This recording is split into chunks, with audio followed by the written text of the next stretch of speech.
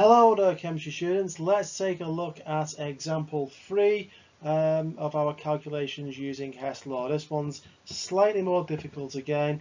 Let's take a look at the question. If you want to pause it at this stage and maybe have a little go, now's the time to do that. Welcome back. So this time we've got a couple of things which catch the attention.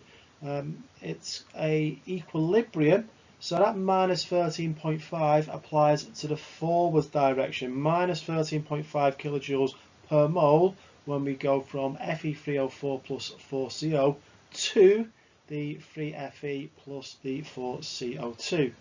Furthermore, we have to find an enthalpy of formation.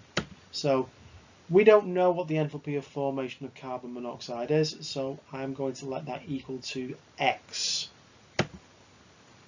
Construct our Hess cycle.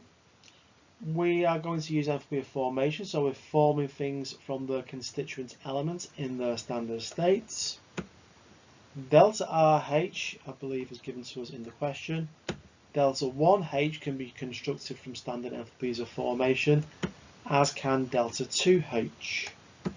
You might be thinking, what is the enthalpy of formation of Fe solid?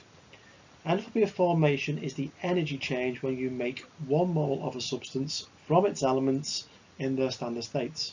If you make 1 mole of iron in its standard state, out of 1 mole of iron in its standard state, it has got an enthalpy change of 0. No change has occurred. So the enthalpy of formation of a substance in its standard state is always 0. So the delta RH has popped up on our slide there, and that is the forward direction energy change given to us in the question. Delta 1H is the enthalpy of formation of Fe3O4 plus 4 times our unknown quantity, 4 times the enthalpy of formation of carbon monoxide.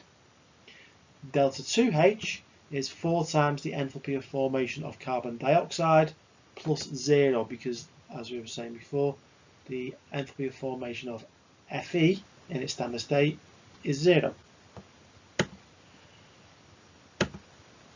If we do our 4 multiplied by minus 393.5, that is the answer. And so now we're going to use Hess law, making delta 2H the subject. So going from delta 2H is going to be equal to, with the arrow starting from the elements, going to the Fe and the CO2, or we can go to the Fe3O4 and CO first of all. So that's going with the arrow, plus delta 1H, going in with the arrow again, plus delta RH.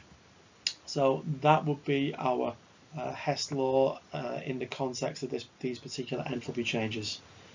All we have to do now is substitute the numbers in and find X. So substitute some numbers in, rearrangement time, X is equal to minus 110.5 kilojoules per mole.